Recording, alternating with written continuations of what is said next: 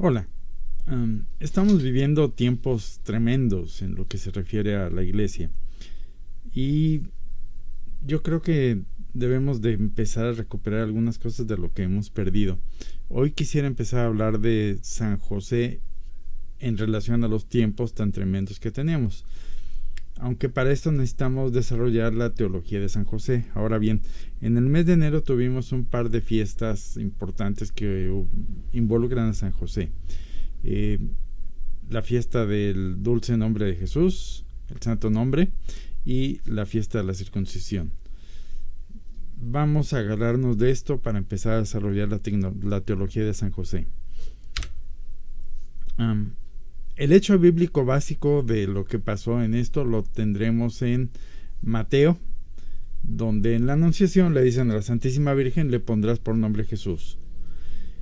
Y luego, después de su nacimiento, donde en Lucas nos dice que cuando se cumplieron los 8 días vino la circuncisión. Ahora bien, con esto ya tenemos en escena, por llamarlo de algún nombre, el santo nombre de Jesús. Y normalmente nos dedicamos a su santo nombre con nombrarlo, el uso devocional del asunto. Pero es muy raro que nos pongamos a recapacitar o que filosofemos sobre lo que implica todo lo que pasó en estas dos cosas, en el nombre y en la circuncisión. Entonces, de lo que voy a tratar de profundizar un poco es, desde el punto de vista filosófico, profundizar en lo que es un nombre, lo que es la acción de nombrar, de dónde viene etimológicamente el nombre de Jesús, y si estamos hablando del santo nombre, qué es la santidad, y obviamente a dónde nos lleva todo esto, cómo es que San José entra en todo este tinglado. Ahora bien, me voy a tardar un poco. ¿Por qué? Porque la sociedad en la que vivimos hoy en día, el enemigo del hombre, que es el que controla las figuras mundiales hoy en día, diseñó este mundo desde la educación, la alimentación, el cine. Todo fue diseñado para que no razonemos. Y lógicamente estamos habituados a no razonar, por lo tanto a no filosofar, por lo tanto a no meditar en las cosas y de dónde vienen y a dónde nos llevan. Y por lo tanto me voy a extender, entonces espero no resultar muy aburrido y ojalá que vean esto hasta el final, porque esta es la primera de 3 series que nos vamos a dedicar específicamente a San José y dónde encaja él en estos tiempos tan tremendos donde tenemos la sede de Pedro pues prácticamente desterrada. Okay. Vamos a empezar entonces con qué es un nombre, y lo vamos a analizar no desde la lingüística ni la gramática ni nada, sino para qué es un nombre, cuál es su razón de ser. Bueno, la estructura de un nombre implica 3 cosas. La primera es la cosa, es decir, voy a nombrar algo, pues sí, ¿qué cosa es eso que voy a nombrar? Y esa cosa existe independientemente del nombre. Esa cosa tiene por sí misma existencia, tiene acto de ser. Por ejemplo, vamos a hablar de un nombre en concreto. Luego, esa cosa que existe, yo la percibo. Y esa cosa que yo percibo forma en mi intelecto, en mi mente, una abstracción, una forma inteligible con la que yo mentalmente tomo del mundo exterior esa cosa y la meto a mi ser, a mi inteligencia. Entonces, ya no estoy refiriéndome específicamente a la cosa real que está ahí afuera, sino a cómo yo la conozco. Luego viene esa cosa que yo ya conozco, que yo ya aprendí, no de aprender, sino de aprender, de agarrar, de tomar. Viene un nombre, un signo sensible en un idioma convencional que se escribe o se señala de un modo específico. Entonces, el nombre, ¿cómo se relaciona con la cosa? Bueno, el nombre, para empezar, significa el concepto que yo aprendí en la mente, y por él termino refiriéndome a la cosa en sí.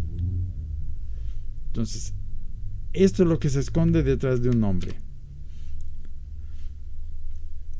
Y según nos dice el libro de Los Nombres de Cristo, de Fray Luis de Granada, nos dice que el hombre, si hemos de decirlo en pocas palabras, es una palabra libre que sustituye aquello que se dice o se toma por ello mismo. Aquí está lo importante: se toma por ello mismo.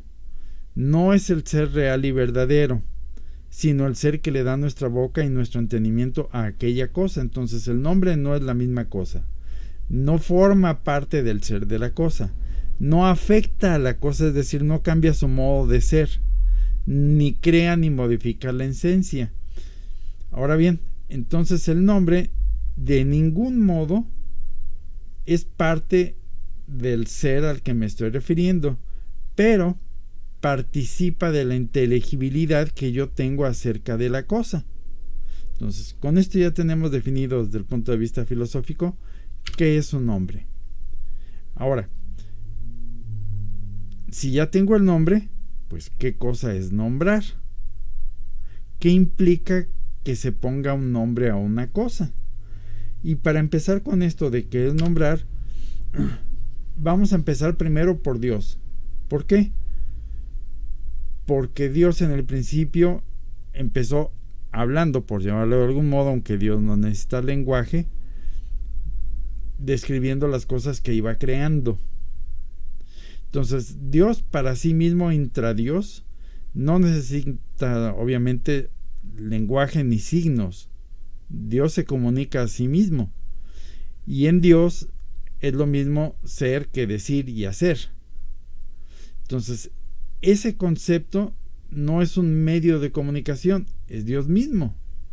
Entonces, en Dios el lenguaje no representa el ser, el lenguaje tiene un ser, es Dios mismo. Y en la creación, el lenguaje participa del ser. Y finalmente, en lo que respecta a nosotros, ese lenguaje interno de Dios se hace humano y por lo tanto se hace, por decirlo de algún modo metafórico, lenguaje. Por lo cual la revelación, lo principal de la revelación es Cristo mismo en cuanto al mensaje. El mensaje de Cristo es Cristo mismo y se nos describe ya en palabras, en hechos, en actos, en la revelación. Sin embargo, quedamos entonces que Dios en la creación nombró las cosas que iba creando. Y nombra a Adán. Dios nombra a Adán. Le dice que él es el primer viviente. Ahora bien, cuando Dios crea a Adán, antes de que Adán cayera, Adán participa de dos cosas. Participa de la gracia, participa de un conocimiento infuso que se viene dado por Dios y de la justicia original. Es decir, si justicia es dar aquello a quien le pertenece, entonces Adán se daba a sí mismo y a Dios lo que le pertenecía a cada mismo, lo mismo que a la naturaleza. Entonces Adán estaba en equidad, en igualdad, en relación a Dios, a sí mismo y a la naturaleza. La gracia le es dada a Adán como un don sobrenatural, no es parte de su condición con la que fue creado, y era una parte de la que él podía prescindir. Lo mismo, este conocimiento infuso que le era necesario y le era conveniente a Adán, era no una omnisciencia, es decir, Adán no sabía todo sobre todo, sabía lo suficiente para entenderse a sí mismo, entender la creación y entender en cierta medida a Dios. Entonces, el conocimiento que Dios tenía era proporcionado a su misión. ¿Cuál era? Llegar a Dios, llegar a tener la visión beatífica. Y era proporcionado a esa misión que Dios le daba. Entonces, en ese conocimiento que Adán tenía de sí mismo y de la naturaleza y de Dios, no había una ignorancia en cuanto a que él no quisiera saber algo por error o porque no deseara. No había una ignorancia culpable. Y conocía las cosas desde el punto de vista de Dios.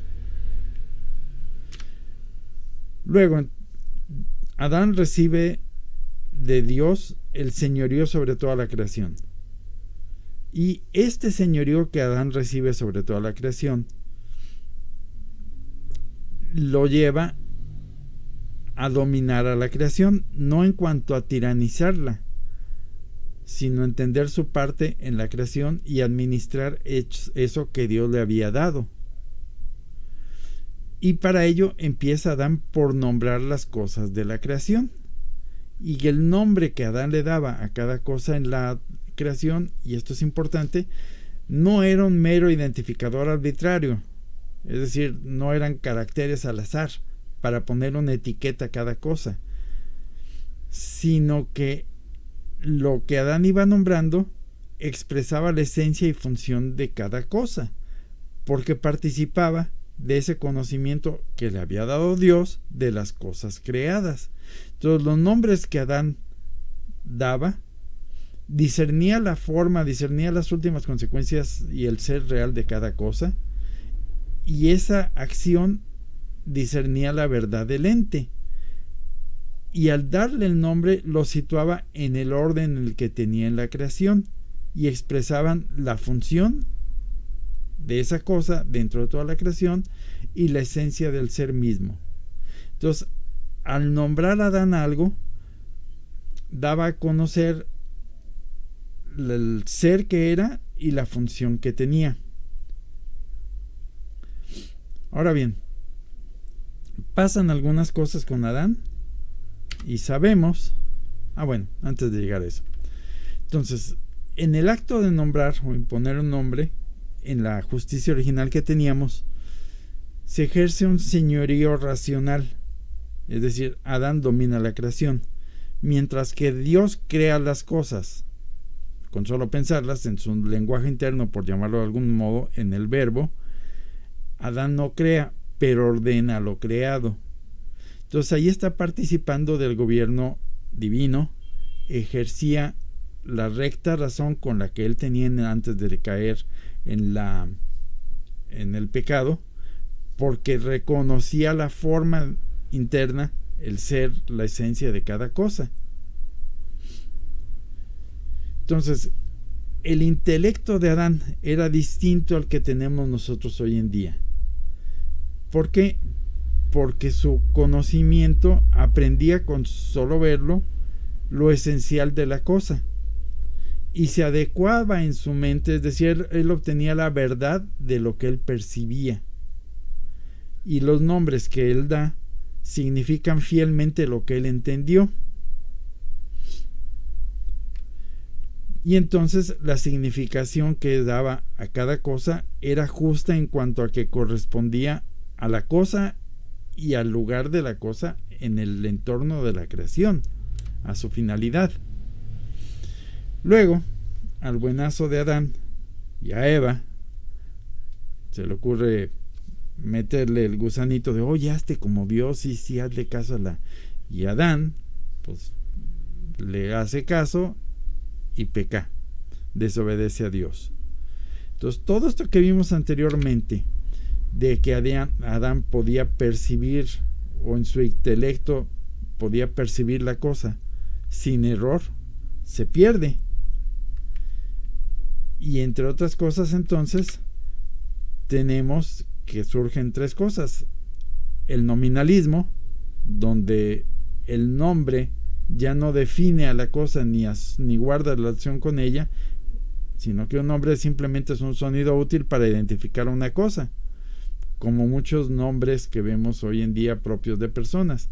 Antes los nombres propios de las personas iban relacionadas a su misión, y esto no nada más para los santos, sino en general, es decir, guardaban relación. Hoy en día un nombre es nada más la etiqueta con la que identifica una cosa. ni había un constructivismo que tenemos hoy en día, que es lo que nos está perdiendo como sociedad, donde la realidad nace del lenguaje, y por eso tenemos lo que tenemos hoy en día de hablar del esto, del este y del osto, y menos aún lo que luego derivaría en el relativismo lingüístico, donde las cosas se crean a partir de cada lengua y cada lengua crea su realidad. Entonces, cuando Adán cae, ¿qué sucede? Perdemos la relación con Dios, para empezar. Perdemos la relación de justicia con lo creado. Ya tenemos de enemigo a Dios, y tenemos de enemigo a nuestra propia naturaleza, y tenemos de enemigo a lo creado.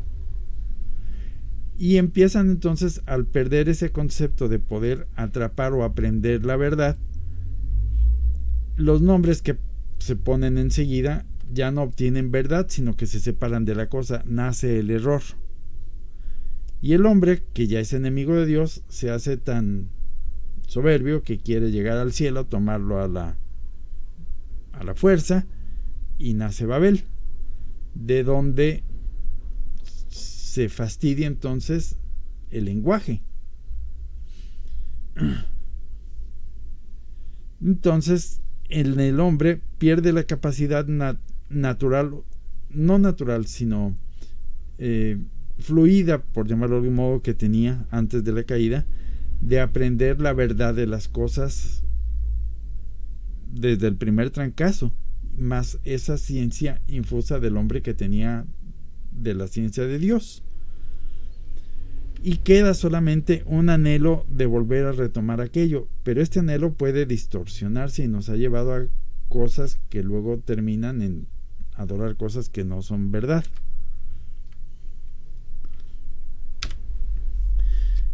Bueno,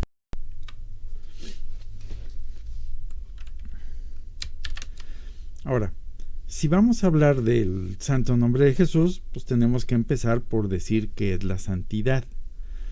Y de la santidad vamos a separar la parte que todo el mundo hablamos hoy en día, es un santo, refiriéndose a lo moral, sino que nos vamos a ir filosofando por la parte ontológica. Entonces, sabemos que la santidad es una perfección estable del ser. Es una relación que el ser guarda con Dios en modo exclusivo. Entonces, por lo tanto, la santidad es más allá de una mera virtud.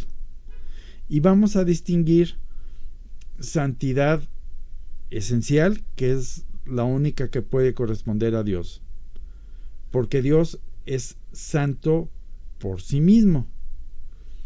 La santidad en las criaturas, ¿por qué nosotros hablamos de que, por decir algo, Santa Teresa de Ávila?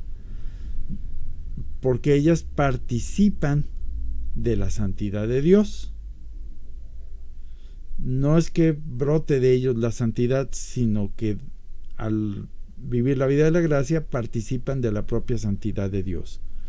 Y vamos a hablar de una santidad significativa, que no es entonces que la cosa sea en sí misma santa al hablar en el lenguaje, sino que ese lenguaje, esa cosa que estamos nombrando, nos remite a lo santo. Entonces, es una cualidad del sujeto que le permite vivir en un grado de conformidad con Dios, y esto se va adquiriendo en los seres humanos. Y en las cosas, cuando apartamos algo al servicio de Dios. Entonces así tenemos, por ejemplo, un santo cáliz. ¿Por qué? Porque el cáliz se ha apartado del uso del mundo para reservarse solo al uso de Dios. Entonces las cosas adquieren santidad en ese sentido solo en relación con Dios. Y en Dios la santidad es su cualidad de bondad más eminente. Porque si se fijan en la Biblia, no hablamos que Dios sea omnipotente, omnipotente, omnipotente, sino que hablamos de que Dios es santo, santo, santo. Y en este sentido es una cualidad del ser que es estable en Dios, es decir, no sufre cambios y por eso Dios no puede ser ni más santo ni menos santo, donde es el cúmulo de las bondades que tiene Dios. Ahora, Dios no es que tenga una cosa que le añade un algo que sea la santidad, sino que Dios es la santidad en sí misma. Así como Dios no es que haga cosas buenas, ni que Dios sea bueno, sino que Dios es la bondad en sí misma. Mientras que nosotros todo eso lo tenemos por participación en los actos que damos, y por consiguiente, al participar de la bondad y de la santidad de Dios, nos modifican el ser de nosotros, el ser humano.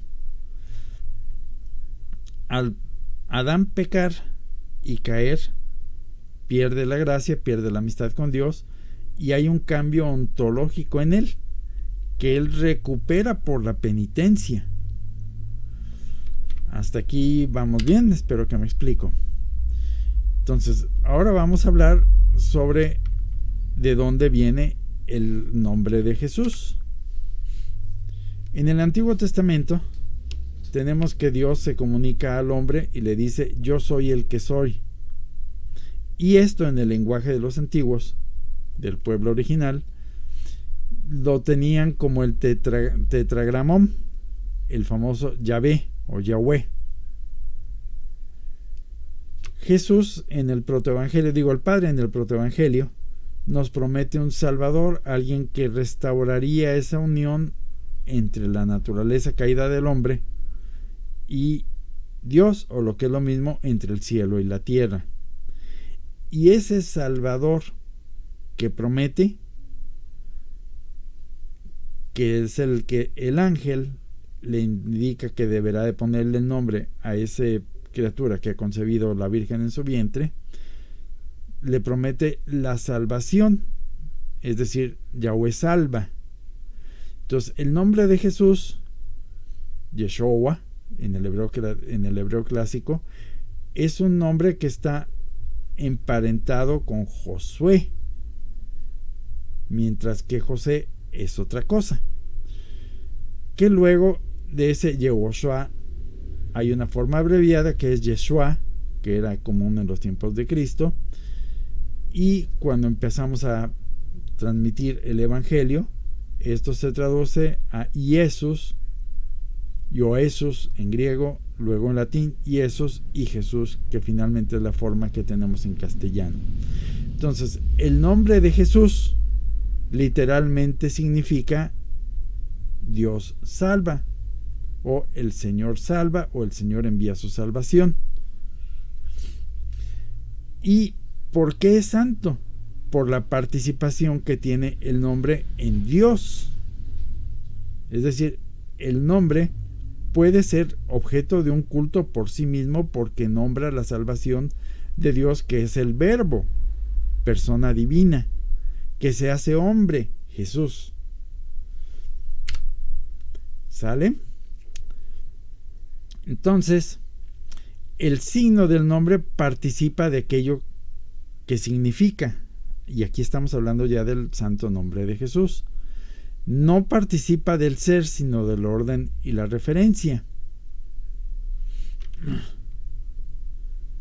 Entonces, por eso es que podemos hablar del santo nombre de Jesús, porque le podemos dar un culto, porque participa del nombre que tuvo el Verbo encarnado, que era el que iba a realizar, o que realizó esa salvación de Dios. Y lo podemos hacer sin idolatrar el nombre, es decir, no estamos adorando las letras J-E-S-U-S, estamos adorando la significación de ese nombre en relación a Dios y lo que Dios ha hecho por el hombre. Ahora, ¿dónde entra San José en todo este rollo filosófico? Bueno, la Biblia nos ofrece textualmente muy poca información de San José. Sin embargo, con todo esto que ya descubrimos, podemos encajar la misión de San José en el asunto de la salvación. Para esto vamos a remitirnos, para empezar, a lo que eran Adán y la Santísima Virgen. ¿Por qué? Porque son los que podemos tener como modelos de cómo era la persona antes de la caída.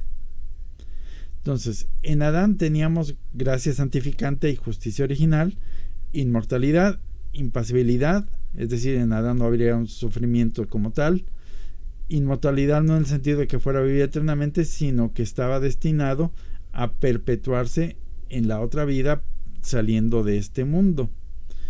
Tenía una ciencia infusa proporcionada y tenía un dominio ordenado sobre la creación. Entonces, en Adán había una perfecta armonía entre alma y cuerpo, cuerpo y alma, y libertad sin estar inclinada al mal, como lo tenemos nosotros. En la Santísima Virgen, que como todos sabemos ella desde su concepción fue inmaculada, tenía una gracia santificante plena y conforme ella iba aumentando sus méritos, creciente. Y estaba en una justicia original que era análoga y superior a todo a la de Adán, pero superior. Tenía una integridad perfecta y tenía una total ausencia de concupiscencia, es decir, ella en ningún modo estaba inclinada al mal. Tenía una ciencia infusa que era proporcionada a su misión, una voluntad plenamente recta y obviamente estaba en una perfecta armonía de alma en cuerpo. Sin embargo, la Virgen sabemos que fue una excepción en el orden humano después de la caída, porque ella fue excluida de tener el pecado original. Entonces, ¿esto a dónde nos lleva? Bueno, nos lleva a San Juan Bautista. Los teólogos, la tradición nos dice, y algunos teólogos nos explican, que cuando el Verbo encarnado, que iba a donde se movía su madre, y esta visita a Santa Isabel, la Virgen Santísima visita a Santa Isabel, ahí nuestro Señor le proporciona a San Juan Bautista la gracia santificante, es decir, lo limpia del pecado original desde antes de nacer. Y por lo tanto, esto le proporciona a San Juan Bautista una serie de dones que no teníamos nosotros, no lo tienen las personas comunes. Le da una ciencia profética infusa, una rectitud moral que él aumenta por su propia dedicación. Le da una confirmación práctica en la misión profética que él tenía, que era anunciar al Salvador, y le da las gracias proporcionadas a su misión. Juan Bautista no estuvo preservado del pecado original como la Santísima Virgen. No nació en la justicia original como fue el caso de Adán. No tenía una integridad plena, es decir, en él sí había concupiscencia, pero había una rectitud moral. No era inmortal y no era impasible, es decir, él podía sufrir. Entonces, a partir de aquí, ¿qué podemos deducir de San José? ¿Por qué? Porque sabemos, y esto nos lo dice Dios mismo en muchas relaciones privadas que tuvo, como por ejemplo con Santa Brígida, con esta que escribió el tratado acerca de la misericordia divina. Sabemos que Dios, Jesucristo, les pide a los sacerdotes que, dado que ellos son los que tocan el cuerpo real de Jesucristo nuestro Señor, que sean limpios de cuerpo y de alma. Es lo que Jesucristo les pide a sus sacerdotes, que sean lo más limpios posibles, tanto de cuerpo como de alma. Ahora bien, San José estaba destinado, entre otras cosas, a tocar el cuerpo real de Cristo, es decir, el Verbo encarnado, y por lo tanto podemos suponer que él debía de tener una limpieza de alma y de cuerpo muy superior a la que han tenido cualquier ser humano común y corriente. Entonces, algunos teólogos proponen que de algún modo, es decir, no sabemos exactamente ni dónde ni cuánto, San José fue puesto en estado de gracia, es decir, limpiado del pecado original. Y probablemente, porque algunos lo proponen, antes de que él naciera. San José tenía una rectitud interior heroica y tenía un dominio casi perfecto de las pasiones, así como una castidad virginal, una ciencia infusa práctica, y tuvo el don de la perseverancia final. Ahora bien, San José no tuvo una inmaculada concepción como la Santísima Virgen. No nació en una justicia original como fue creado Adán. No tenía una integridad pretenatural que no le correspondía, ni una inmortalidad, ni una impasibilidad. Es decir, San José podía sufrir y morir lo mismo que cualquiera de nosotros. Sin embargo, todo esto le fue facilitado por la gracia para que él hiciera qué cosas. Bueno, legalmente el que va a imponer este nombre de Jesús, aunque le fue dicho por medio del ángel de la Santísima Virgen, no le correspondía a ella nombrar a Jesús, le correspondía al hombre, le correspondía a San José, y él es el que entonces en la circuncisión le impone el nombre de Jesús, y al hacerlo ejerce un dominio de él sobre Jesús. Entonces lo reconoce jurídicamente como su hijo, asume esa paternidad y introduce a Jesús, al declararlo su hijo, en la genealogía de la que él pertenecía, que era la de David. Entonces, al imponer el nombre, San José ejerce una paternidad legal real, aunque no carnal.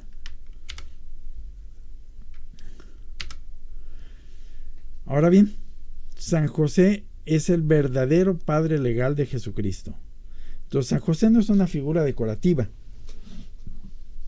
Él ejerce sobre Jesús, sobre el Verbo encarnado, una autoridad real que está subordinada a la de Dios Padre, pero su autoridad es real y es querida por Dios, es decir, Dios mismo lo designa como su vicario, como el que hace las veces del Padre del Verbo aquí en la tierra, y le confía el acto legal más fuerte: dale el nombre que yo, Padre, reservé para Jesús desde toda la eternidad, y con lo cual le doy la misión de salvar al género humano. Entonces, el que él haya impuesto, San José, el nombre a Jesús en lo que era el equivalente del bautizo en aquellos tiempos, que era la circuncisión, es el acto legal más fuerte que podría ejercer, porque ya vimos todo lo que implica el nombre. Entonces, esto de algún modo lo sabía San José, es decir, San José no era un hijo de vecino al que le tocó cuidar a la Virgen María y a un niño cualquiera, sino que él sabía todo lo que estaba implicado detrás de esto. Él, San José, sabía que el hijo que la Santísima Virgen llevaba en su vientre no era fruto de ningún humano, es decir, pese a lo que nos digan hoy en día los modernistas y los enemigos, él no sospechó de la Santísima Virgen María.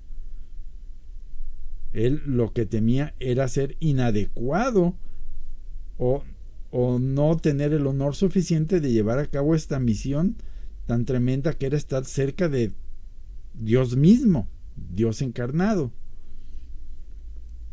Entonces, San José, ¿qué nos dicen de él los padres de la Iglesia? Nos dicen que Cristo es el hijo de José no por generación, sino por la ley. ¿Y qué nos dice San Agustín? San José es padre de Cristo no por la carne, sino por la caridad.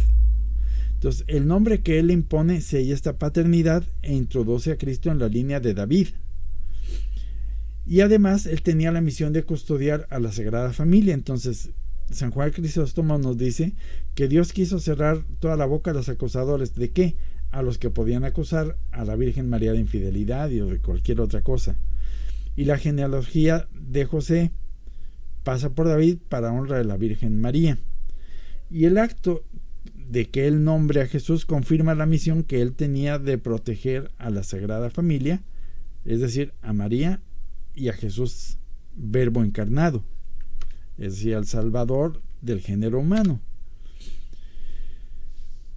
Conforme pasa el tiempo, se va desarrollando la teología de San José, y San Bernardino, ya en la Edad Media, ve en José el custodio de la persona y del nombre, y nos dice que San José es el primer hombre que pronuncia oficialmente Jesús, es decir, Dios salva.